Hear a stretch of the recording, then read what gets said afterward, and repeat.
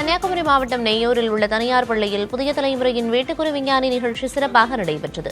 இந்த நிகழ்ச்சியில் 60க்கும் மேற்பட்ட பள்ளிகளிலிருந்து 400க்கும் மேற்பட்ட மாணவர்கள் பங்கேற்று தங்களின் அறிவியல் படைப்புகளை காட்சிப்படுத்தினர். நிகழ்ச்சியில் சிறப்பு விருந்தினராக கலந்து கொண்ட மாவட்ட ஆட்சியர் பிரதாப் வெற்றி பெற்ற மாணவ மாணவிகளுக்கு பரிசுகளை வழங்கினார். நம்முடைய அரசு பள்ளி மாணவர்கள் மாணவியர்கள், நம்முடைய அரசு உதவி பெறும் பள்ளி மாணவ மாணவியர்களும் கலந்து கொண்டு அவர்களது திறனையும் இங்கு எடுத்துக்காட்டியுள்ளார்கள்.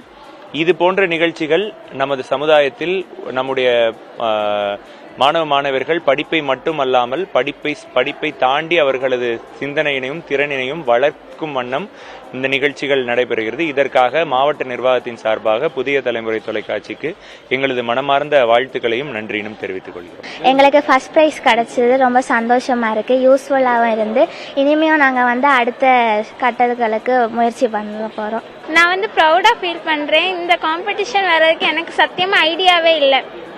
தம்பி மட்டும் வர்றது தான் பிளானாக இருந்துச்சு. அப்பா தான் நீ போ எனக்கு ஃபுல் சப்போர்ட்டு அப்பாவும் அம்மாவும் தான். நீ போ, ஒன்னால முடியும், அப்படி எல்லாமே அப்பா அம்மா சப்போர்ட்டால தான் எனக்கு இப்போ செகண்ட் ப்ரைஸ் கிடச்சிருக்கு. அதனால நான் அப்பா அம்மாவுக்கு நல்லா தேங்க்ஸ் சொல்லுவேன்.